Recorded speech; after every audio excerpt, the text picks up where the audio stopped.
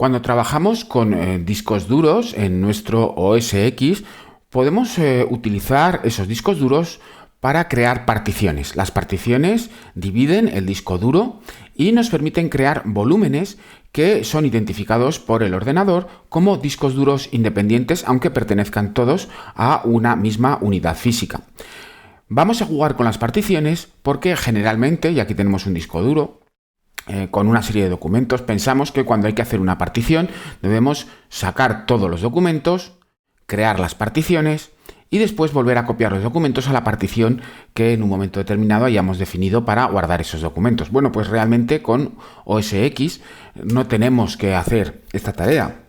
Vamos a abrir nuestra utilidad de discos. Aquí tenemos la utilidad de discos y tenemos que definir claramente entre lo que es un disco duro y sus volúmenes. Por ejemplo, este disco duro tiene un disco duro y su correspondiente volumen. Vamos a seleccionar el disco duro, iremos a particiones y lo que vamos a hacer es añadir una partición dinámica.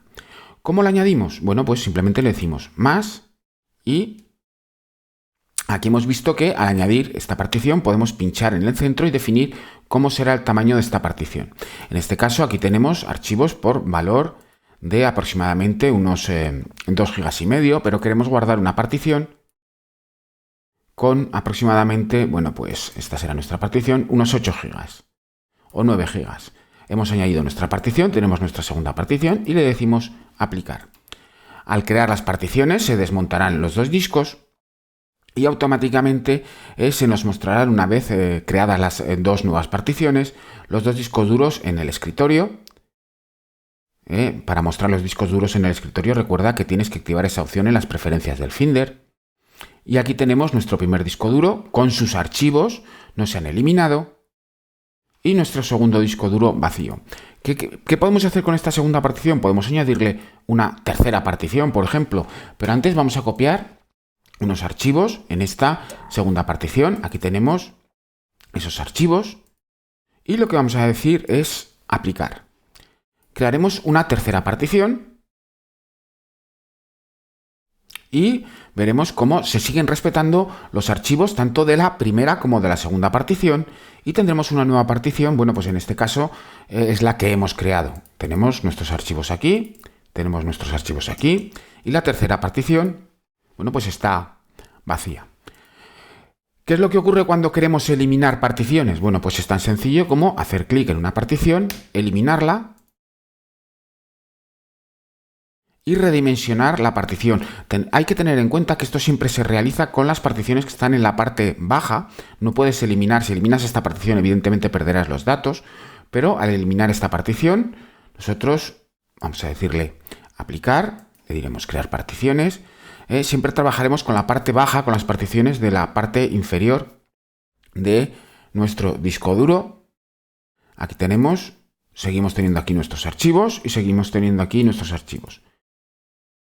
Si en un momento determinado queremos recuperar la partición, más espacio para la primera partición, pues porque la necesitamos para allí, ya entonces sí que no nos queda otro remedio que, porque no podemos ampliar esta partición, si yo pincho aquí no puedo hacerla más grande, incluso si esta la hago pequeña, es decir, vamos a hacer la prueba, vamos a aplicar, sigo teniendo aquí ahora espacio libre, sigo teniendo dos discos duros, pero tengo espacio libre.